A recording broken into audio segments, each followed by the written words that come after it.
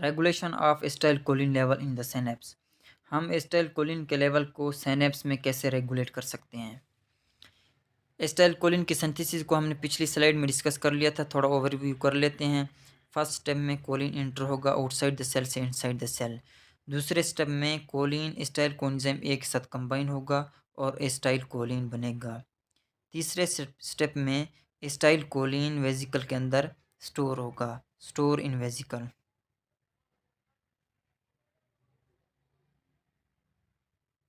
और चौथे स्टेप में एसिटाइलकोलिन रिलीज होगा सिनेप्स के अंदर। जब नर्व इम्पल्स आएगी तो एसिटाइलकोलिन सिनेप्स में रिलीज हो जाएगा।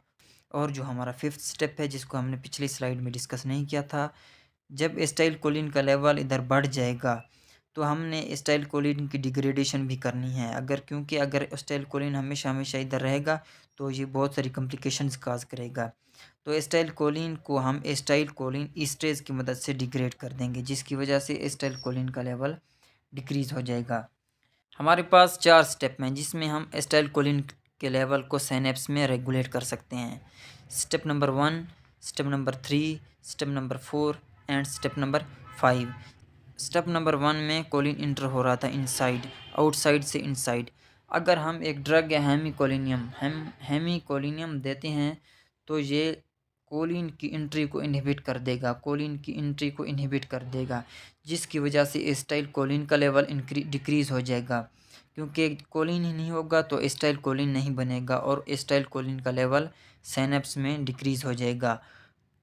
स्टेप नंबर 3 में एसिटाइलकोलिन वेजिकल के अंदर स्टोर हो रहा था, वेजिकल के अंदर इंटर हो रहा था। एक ड्रग है वेजामिकोल। अगर हम वेजामिकोल देते हैं तो ये एसिटाइलकोलिन को वेजिकल के अंदर स्टोर नहीं होने देगा, एसिटाइलकोलिन को वेजिकल के अंदर इंटर नहीं होने देगा, जिसकी वजह से एसिटाइलकोलिन का लेवल सिनेप्स में डिक्रीज़ हो जाएगा। स्टेप नंबर 4 में जो एसिटाइलकोलिन का वेजिकल है वो प्री सिनेप्टिक मेम्ब्रेन, ये हमारे पास प्री सिनेप्टिक मेम्ब्रेन है, प्री सिनेप्टिक मेम्ब्रेन है।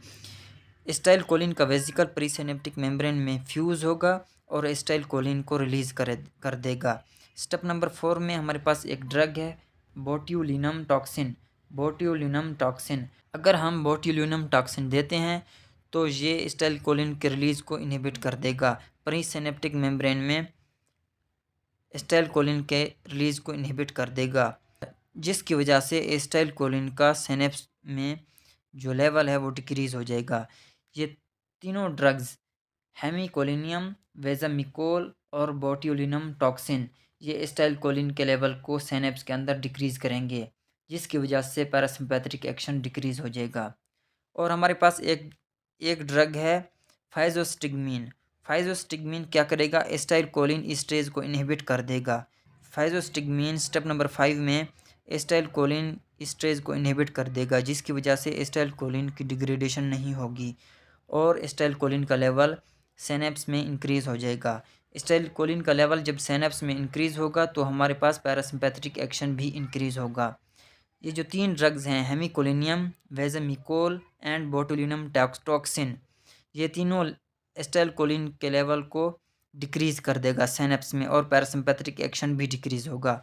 और स्टेप नंबर 5 में जो फाइजोस्टिगमीन है ड्रग है, ये एसिटाइलकोलिन के लेवल को इंक्रीज़ कर देगा और पैरासिम्पैथेटिक एक्शन भी इंक्रीज़ होगा। शुक्रिया। अगर आपने हमारे चैनल को सब्सक्राइब नहीं किया तो हमारे चैनल को सब्सक्राइब करें, प्लीज़ सब्सक्राइब।